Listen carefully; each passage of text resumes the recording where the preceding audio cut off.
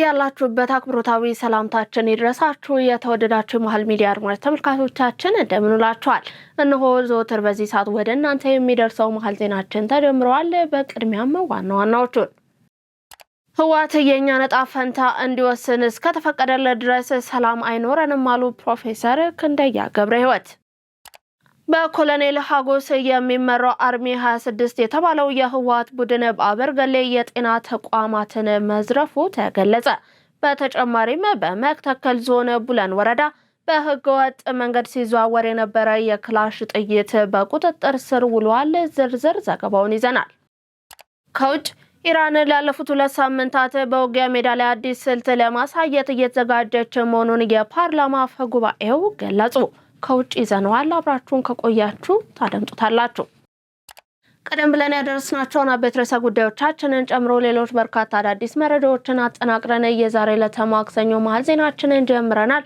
ከመሸጋገሪያ በኋላ ስንመለስ ወደ ዝርዝር ዘገባው የምናልፍ ይሆናል። ዜናውን ላይክ እና ሼር ሚዲያችንንም ሰብስክራይብ በማድረግ ተጠብቁን ዘንድ ያክብሮ ግብዣችን ነው። 35% እውነተኛ ቅናሽ ለ15 ውድ የመሃል ሚዲያ ቤተሰቦች ብቻ ከዲኤምሲ ሪል ስቴት በነፋሻማው ለቡ መብራት ኃይል በላፍቶ ፓርክና በቻድ ኤምባሲ በተከበበው ኮምፓውንድ መንደራችን ውስጥ ከስቱዲዮ እስከ ባለ 4 መኝታ አፓርትመንቶችን እንዲሁም ፓኖራሚክ ቪው ማለትም በአራቱም አቅጣጫ ውብ የተፈጥሮ እይታና የከተማ እይታ ያላቸውን ፔንታውሶችን ጨምሮ በእያንዳንዱ ቤቶች ላይ እስከ 3.5 ሚሊዮን ብር የሚደርስ ቅናሽ አድርገናል። እንዲሁም 60% ከወለድ ነፃ ባንክ ብድር ቤቱን ከተረከቡ በኋላ እየኖሩበት አለያም እያከራዩት የሚከፍሉበትን እድል አመቻችተናል። በተጨማሪም አንድ ቤት ለገዛ አንድ ቤት በነፃ የሚያገኙበትን እድልና ሙሉ የቤት ዕቃም በነፃ ያገኛሉ።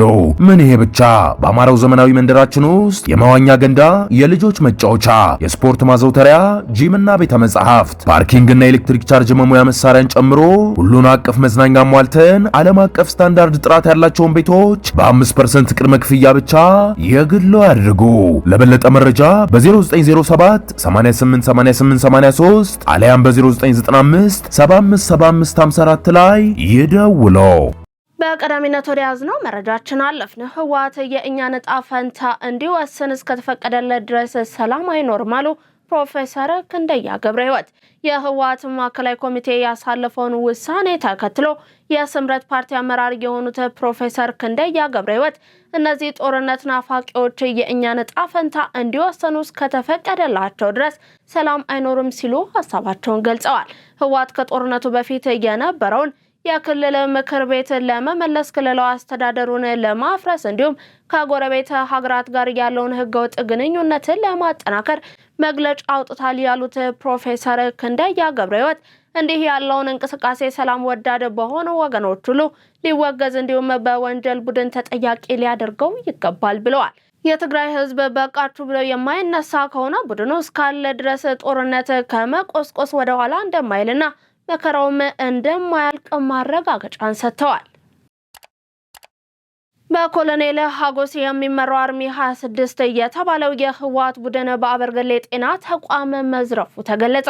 በኮሎኔል ሀጎስ የሚመራው አርሚ 26 የተባለው ህወሓት በአማራ ክልል ዋግምራ ዞን አበርገሌ ወረዳ ወረራ በመፈጸም የህዝብ መገልገያ የሆኑ የጤና ተቋማትን ኢላማ ያደረገ ሰፊ ዘረፋ መፈጸማቸው ታውቋል። በኮሎኔል ሀጎስ የሚመራው ዘራፊ ቡድን ወደ ወረዳው ዘልቀው በመግባት በንጹሃን ላይ ተኩስ ከመክፈቱ ጎን ለጎን መሰረታዊ መድኃኒቶችንና ውድ የህክምና ቁሳቁሶችን ዘርፎ መውሰዱ ነው የተረጋገጠው። በጤና ተቋማት ላይ ያነጣጠረው የዘረፋ ተግባር በአካባቢው የሚገኙ ነፍሰ ጡር እናቶችንና ህፃናትን ያለ ህክምና እርዳታ ለከፍተኛ አደጋ ማጋለጡም ነው የተገለጸው። በሌላ ዜና በመተከል ዞን ቡለን ወረዳ በህገወጥ መንገድ ሲዘዋወር የነበረ የክላሽ ጥይት በቁጥጥር ስር ውሏል። የቡለን ወረዳ ፖሊስ ጽሕፈት ቤት ኃላፊ ኮማንደር አልቦሮ ሰንበታ እንደገለጹት በዛሬው ዕለት ኮድ 3 ታርጋ ቁጥር AA71411 የሆነ አይሱዚ ከቻግኒ ከተማ ወደ ቡለን ከተማ ህዝብን ጭምር በመጫን ሲንቀሳቀስ የቡለን ወረዳ ፖሊስ ባደረገው ከፍተኛ ፍተሻ 265 የክላሽ ጥይት እንዲሁም አንድ የክላሽ ጥይት መጋዘን በሞንታርቦ ውስጥ ተደብቆ ለማለፍ ሲሞከር ከነአዘዋዋሪዎቹ በቁጥጥር ስር ሊያውለው ችሏል። የኢፌዴሪ ጠቅላይ ሚኒስትር ዶክተር አብይ አህመድ ከአውሮፓ ህብረት የዓለም አቀፍ ትብብር ኮሚሽን ጆሴፍ ሲከላ ጋር ተወያዩ። ጠቅላይ ሚኒስትር ዶክተር አብይ አህመድ ከአውሮፓ ህብረት የዓለም አቀፍ ትብብር ኮሚሽነር ጆሴፍ ሲከላ ጋር ተወያይተዋል።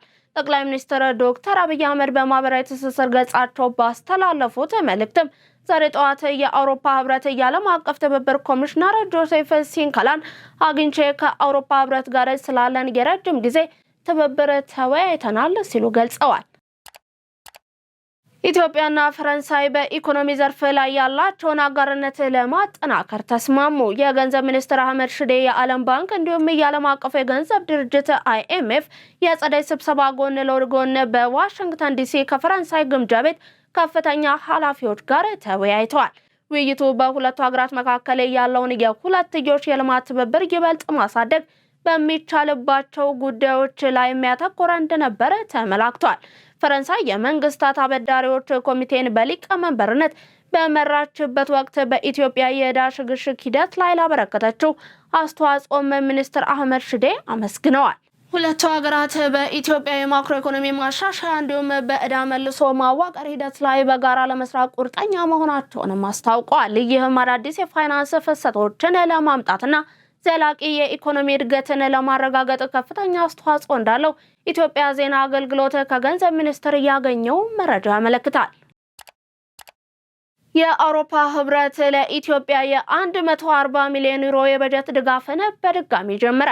የአውሮፓ ህብረት ከ140 ሚሊዮን ዩሮ በላይ የሚሆን የበጀት ድጋፍን ለኢትዮጵያ በድጋሚ መስጠት መጀመሩን አስታውቋል። ይህም ከኢኮኖሚ ማሻሻያ፣ ከዲጂታል ሽግግር እንዲሁም ከግል ዘርፍ እድገት ጋር የተያያዙ ሰፊ የፋይናንስ እንዲሁም የኢንቨስትመንት ድጋፎችን እያካተተ ነው። የአውሮፓ ህብረት በታህሳስ ወር 2013 ዓ.ም በትግራይ ክልል ጦርነት መቀስቀሱን ተከትሎ 90 ሚሊዮን ዩሮ የበጀት ድጋፍ አቋርጦ የነበረ መሆኑ ይታወሳል። በወቅቱ ህብረቱ ድጋፉን ለመቀጠል ሙሉ የሰብአዊ እርዳታ አቅርቦት፣ የሲቪሎች ደህንነት መከበር፣ የጥላቻ ንግግሮች መቆምና የኮሙኒኬሽንና የሚዲያ አገልግሎቶች ወደ ነበሩበት እንዲመለሱ በቅድሚያ ሁኔታነት አስቀምጦም ነበር። የህብረት ስራ ማህበራትን ከሀገር በቀል የኢኮኖሚ ሪፎርም ስትራቴጂዎች ጋር በማጣጣም የበለጠ ውጤታማ እንዲሆኑ እየተደረገ መሆኑን በህዝብ ተወካዮች ምክር ቤት የግብርና ጉዳዮች ቋሚ ኮሚቴ ሰብሳቢ ሰለሞን ላሌ ገለጹ። የኢትዮጵያ ህብረት ስራ ኮሚሽን ወደ ቀበሌ መድረስ የሚል መሪ ሀሳብን ያዘጋጀው ሁለተኛው ሀገር አቀፍ የህብረት ስራ ሪፎርም ንቅናቄ መድረክ በአዳማ ሳይንስና ቴክኖሎጂ ዩኒቨርሲቲ መካሄድ ጀምሯል። ተጨማሪ አለን። መድረኩን በንግግር የከፈቱት አቶ ሰለሞን ሳሌ እንደገለጹት በሀገራችን ከሪፎርሙ በፊት በርካታ ህብረት ስራ ማህበራት ቢኖሩም አብዛኞቹ ራሳቸውን ከወቅታዊ ሁኔታ ጋር እያስማሙ አልነበሩም ብለዋል። በዚህ ምክንያት ዘርፉ ለአባላቱም ሆነ በአጠቃላይ ለሀገር እድገት ሊወጣ የሚገባውን ዘርፈ ብዙ ጥቅም ሳያስገኝ መቆየቱን አስታውሷል። በአሁኑ ወቅት የማህበራቱን ሚና ከሀገር በቀል የኢኮኖሚ ሪፎርም ስትራቴጂ ጋር ለማጣጣም መንግስት ትኩረት ሰጥቶ እየሰራ በመሆኑ ውጤትም እየተገኘ መጥቷል ብለዋል። መንግስት ለሪፎርሙ ስኬታማነት የስትሪንግ ኮሚቴ በማደራጀት ድጋፍ እያደረገ መሆኑን ጠቅሰው በአሁኑ ወቅት የማሻሻያ ህግጋት ተዘጋጅተው በመጠናቀቅ ላይ እንደሚገኙና ለዘርፉ የሚሆኑ ፍኖተ ካርታ መዘጋጀቱንም አስታውቀዋል። የህብረት ስራ ኮሚሽን ቀበሌ መድረስ በሚል መርህ አደራጆችን ያሳተፈ ንቅናቄ መጀመሩ ተጨባጭ ለውጥ ለማምጣት ፋይዳው የጎላ መሆኑን ገልጸዋል። በኢትዮጵያ ህብረት ስራ ኮሚሽን ኮሚሽነር ጌትነት ታደሰ በበኩላቸው ህብረት ስራ ማህበራት የሀገር ኢኮኖሚ ማሳለጫ እንዲሆኑ አቅጣጫ ተቀምጦ እየተሰራ መሆኑን ገልጸዋል። በዚህም ባለፉት 3 ዓመታት በጥናት ላይ ተመስርቶ በተደረገ ሪፎርም ከ31 ሺህ በላይ ማህበራት በስም ብቻ የሚታወቁና አድራሻ የሌላቸው መሆናቸውን መለየቱን ተናግረዋል። በተጨማሪም 5000 የሚሆኑት ደግሞ ራሳቸውን ችለው መቆም ስለማይችሉ ከሌሎች ጋር እንዲዋሃዱ መደረጉን ጠቅሰዋል። ከሁሉም ክልሎችና ከተማ አስተዳደሮች የተወጣጡ 4000 የቀበሌ አደራጅ ባለሙያዎች በስልጠናው የተሳተፉ መሆኑን ጠቅሰው ስልጠናው በተለያዩ ማዕከላት ተከታታይ 8 ቀናት ይሰጣልን ብለዋል። በመድረኮቹ የብልጽግና ጉዞውን መሰረት ያደረጉ የዘርፉ ስትራቴጂካዊ አቅጣጫዎች ላይ ሰፊ ውይይት እንደሚደረግም ተመላክቷል። የኢትዮጵያ አየር መንገድ 6 ዘመናዊ ድሪም ላይነር አውሮፕላኖችን ሊገዛ ነው። የኢትዮጵያ አየር መንገድ 6 ዘመናዊ ቦይንግ 787-9 ድሪም ላይነር አውሮፕላኖችን ለመግዛት ከቦይንግ ኩባንያ ጋር ስምምነትን ተፈራርሟል። አየር መንገዱ በአሜሪካ ቨርጂኒያ ኩባንያው ጋር ያደረገው ግዙፍ ስምምነት የአየር ላይ የበላይነቱን ይበልጥ የሚያጠናክር መሆኑን የትራንስፖርትና ሎጂስቲክስ መረጃ አመልክቷል። የአውሮፕላኖቹ ግዢ ከአዲስ አበባ ወደ አውሮፓ፣ እስያና ሰሜን አሜሪካ የሚደረጉ አህጉር አቋራጭ በረራዎችን ይበልጥ ምቹና ተደራሽ ለማድረግ ያለመ ነው ተብሏል። አውሮፕላኖቹ በነዳጅ ቆጣቢነታቸው እንዲሁም በጭነት አገልግሎት ውጤታማነታቸው ተመራጭ እንደሆኑም ተገልጿል። ይህ ግዢ አየር መንገዱ በአሁኑ ወቅት በአፍሪካ ያለውን ግዙፍ የድሪም ላይነር ስብሰባ ይበልጥ የሚያጠናክርለት ይሆናልም ተብሏል። በ2035 በዓለም ቀዳሚ ከሆኑ 20 አየር መንገዶች ተርታ ለመሰለፍ የያዘውን ግብም እንደሚያፋጥነው ነው የተገለጸው። የኢሚግሬሽንና ደህንነት አገልግሎት የፓስፖርት አገልግሎት መስጫ ቅርንጫፍ ጽህፈት ቤቶችን ቁጥር 22 በማድረስ የተቀላጠፈ አገልግሎት እየሰጠ መሆኑን የአገልግሎቱ ዋና ዳይሬክተር ሰላማዊት ዳዊት ገለጹ። በዚህ ርዕሰ ጉዳይ ዙሪያ ዝርዝር ዘገባለን እንደሚከተለው ይቀርባል። የአገልግሎቱና ዋና ዳይሬክተር ሰላማዊት ዳዊት የተቋሙን የ9 ወራት አፈጻጸም አስመልክተው ለመገናኛ ብዙሃን መግለጫን ሰጥተዋል። ተቋሙ ባለፉት 9 ወራት ለመፈጸም ከያዘው እቅድ አኳያ አበረታች አፈጻጸም ማስመዝገቡን ጠቅሰውም በዚህም በሲቪልና ቤተሰብ ምዝገባ አገልግሎት በኩል አገልግሎቱ 4.8 ሚሊዮን ሁነቶችን መመዝገቡን አስታውቋል።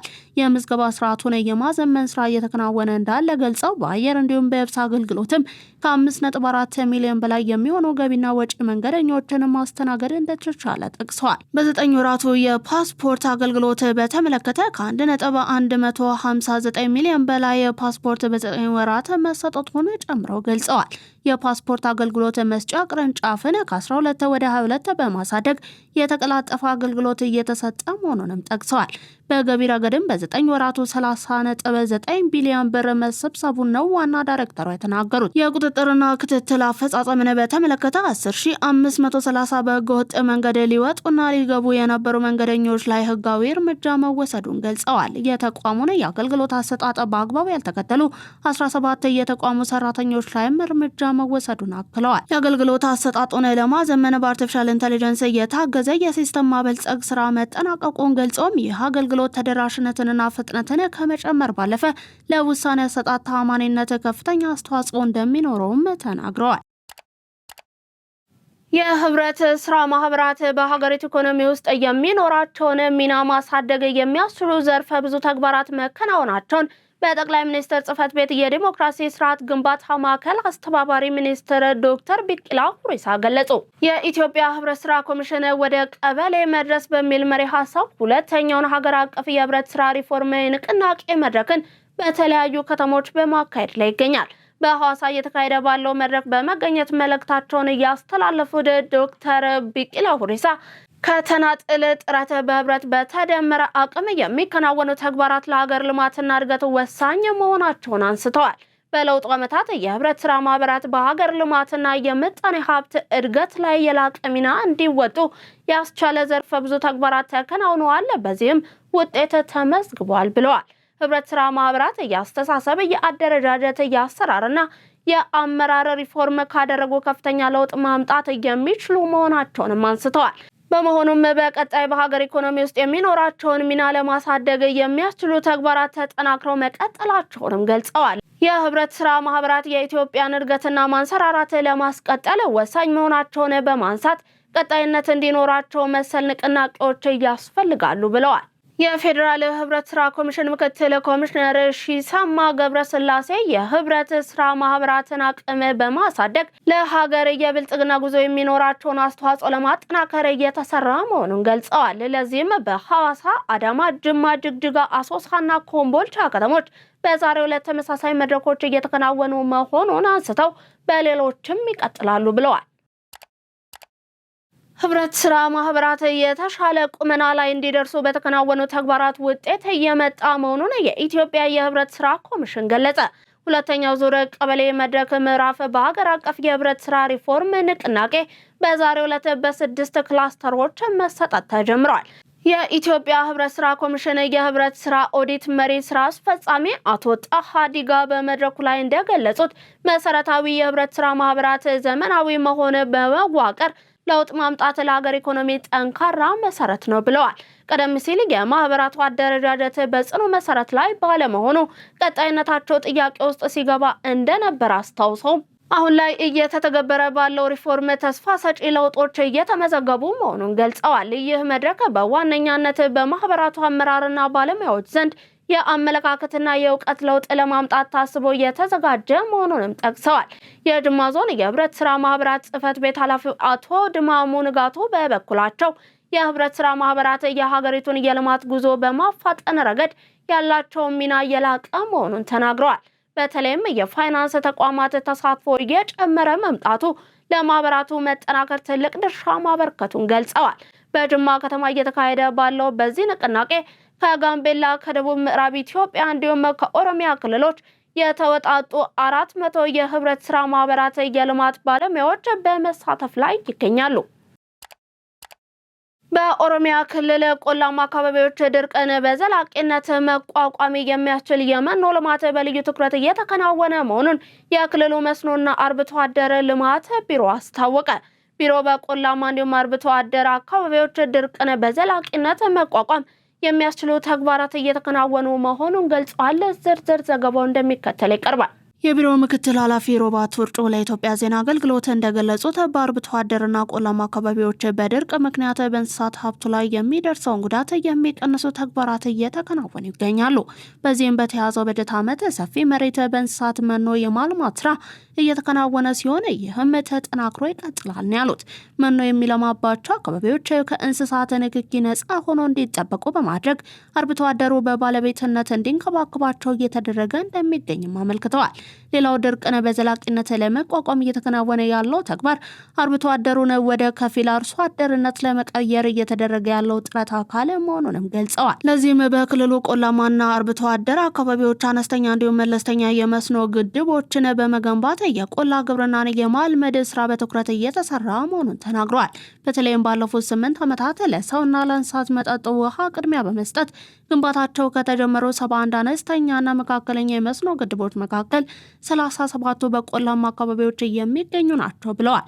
ከነዚህ 37 ፕሮጀክቶች መካከልም 34ቱ ተጠናቀው በአሁኑ ወቅት ለሰውና ለእንስሳት መጠጥ፣ ለአሳ እርባታ እንዲሁም ለመስኖ ልማት አገልግሎት እየሰጡ መሆኑን አስረድተዋል። ባለፉት 2 ዓመታት በታየው ውጤት ድርቅን በራስ አቅም መቋቋም በመቻሉ ከሌላ አካባቢ ምንም አይነት መኖ አለመጫኑንም ጨምረው ገልጸዋል። በክልሉ አርሶ አደር አካባቢዎችም 17 ትላልቅ የመኖ ማከማቻ ማዕከላት እየተገነቡ ሲሆን የመኖ ልማቱን የሚጎዱ መጤ አረሞችን በመከላከል እንዲሁም አካባቢን በመጠበቅ ልማቱ እንዲጠናከርም መልእክታቸውን አስተላልፈዋል።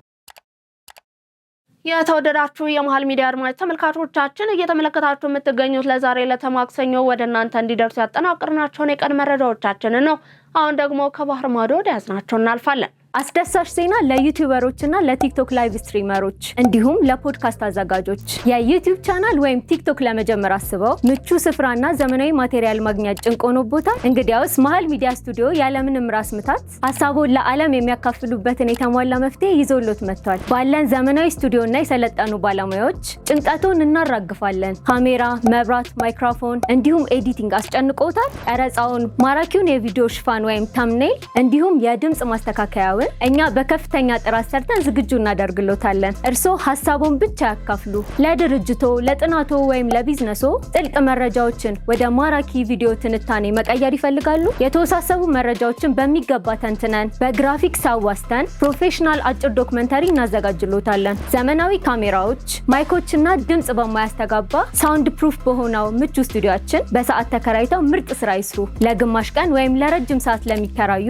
ልዩ ቅናሽ እናደርጋለን። መሃል ሚዲያ ስቱዲዮ ለምን ይመርጣሉ? ጊዜውን ይቆጥባሉ። ምንም አይነት የዕቃ ግዢ ወጪ አይጠበቅቦትም። ከፍተኛ የምስልና የድምጽ ጥራት ያገኛሉ።